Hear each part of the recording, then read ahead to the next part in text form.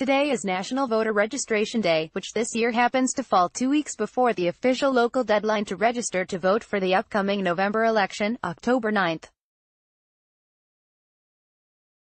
Your mail-in application must be postmarked by that date because in Texas, at least for now, you can't register to vote online. The deadline is looming even as efforts continue to be made to suppress voter turnout nationwide and right here in the Lone Star State. Using the virtually non-existent crime of voter fraud as justification, state legislatures have passed voter ID initiatives, sound familiar, that overwhelmingly impact minority and low-income voters. And following the Supreme Court's decision to strike down federal oversight of elections in Shelby County v. Holder, nearly 900 polling places were shut down in southern states prior to the 2016 election, 403 of these in Texas. Just a few months ago, the Harris County Republican Party filed challenges to 4,000 voter registrations, claiming their addresses may have been incorrect. In what I'm sure is a coincidence, the chairman of the HCRP's Ballot Security Committee, Alan Vera, previously founded True the Vote, an organization advocating for stricter voter ID laws in the wake of President Trump's erroneous claim that millions of illegal votes were cast in 2016. 1,735 registrations were mistakenly suspended by tax assessor collector Ann Harris Bennett's office as a result, though this was quickly corrected. Suspension means the voters in question would have had to respond to correspondence from the county and vote in consecutive federal elections to avoid being purged from the rolls. This sort of thing is taking place everywhere in the country, from North Carolina to Arizona, in blatantly partisan attempts to make it harder on voters who may not have flexible work hours, or don't own transportation to get to a polling place. In short, minority voters.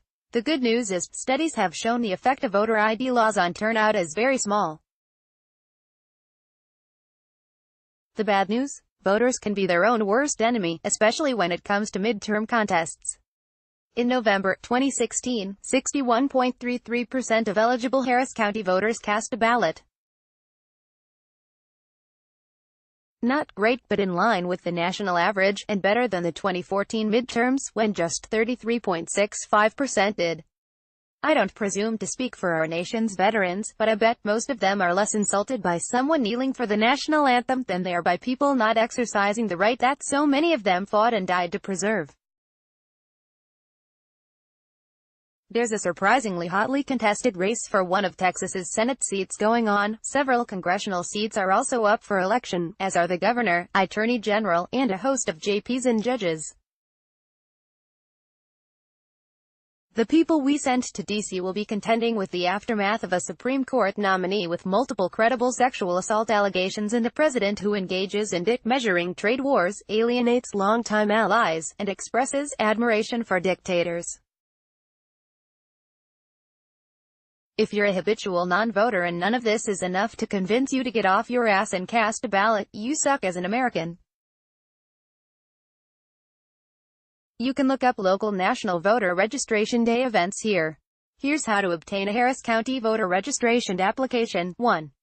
Visit any Harris County tax office location and submit your completed, signed form from 8 a.m. to 4:30 p.m., Monday through Friday. Our location can be found here. 2. Download and print an application in English, Spanish, Vietnamese, or Chinese. 3. Request an application online from the Texas Secretary of State. 4. Request via email at voters@hctx.net, and our office will mail a paper application to you. Please provide a mailing address and phone number in your email. Harris County Tax Office 5. Call 713-274-VOTE 8683 to be assisted in English, Spanish, Vietnamese, or Chinese. 6. You can pick up an application at your local U.S. Postal Office, Library, High School, Texas Department of Public Safety, DPS, site, Texas Health and Human Services Commission, and other government offices. Applications can be mailed to Ann Harris Bennett, Tax Assessor Collector.